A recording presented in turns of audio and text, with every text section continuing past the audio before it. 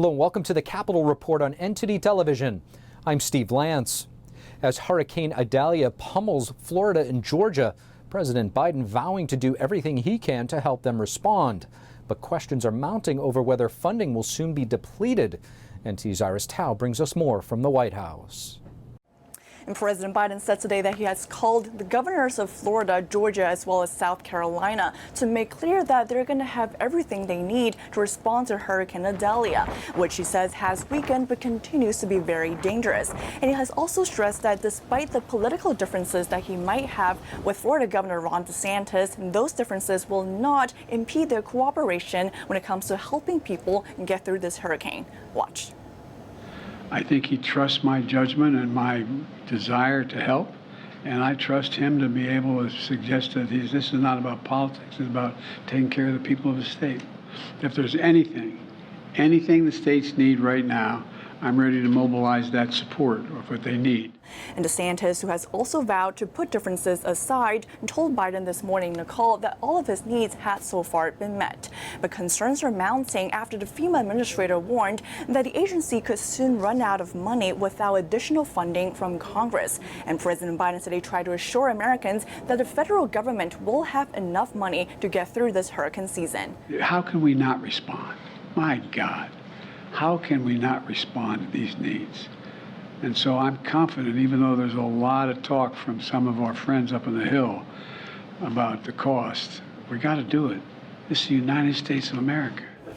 And that's as President Biden today announced a $95 million funding to improve the electrical grid in Maui, where wildfires earlier this month killed over 100 people. Last week, Biden took a break from his vacation to visit Maui in person. But today, when asked if he's going to change his vacation plan this upcoming weekend amid Hurricane Idalia, Biden says he's not sure but may do it. Reporting from the White House, Iris Tao, NTD News. Harrison Floyd, one of the co-defendants with former President Trump in the Georgia election case, now released after spending 6 days in jail.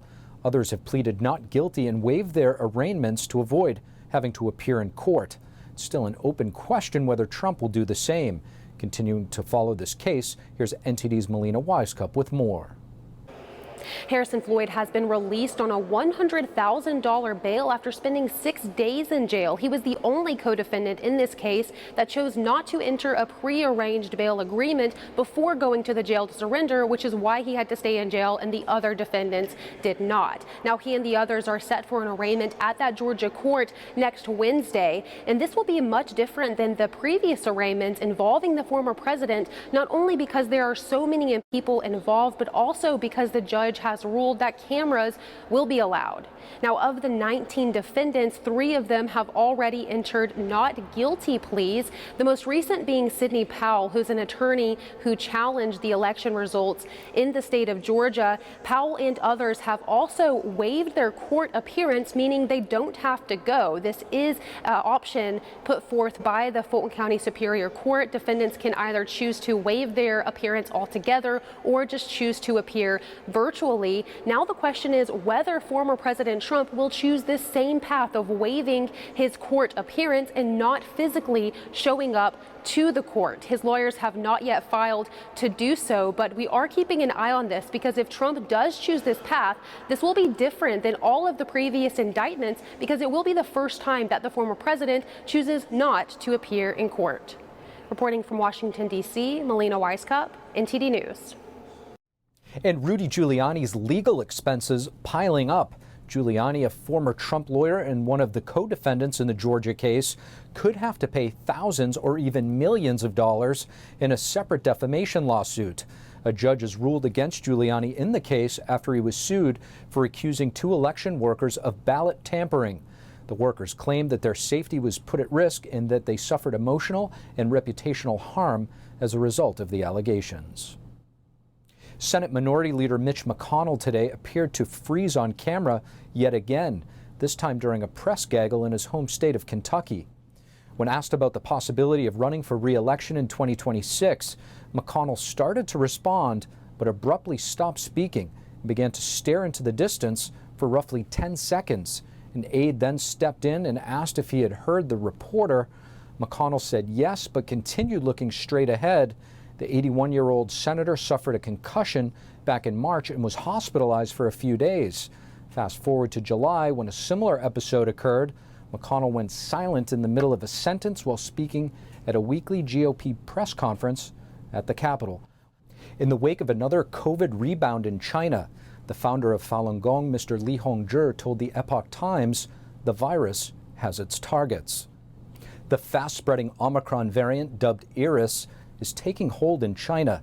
The country is again seeing a spike in deaths among members of the communist regime's top elites. Deaths in this latest wave include dozens of Chinese officials, executives, and top academics, some of them even under 40 years old.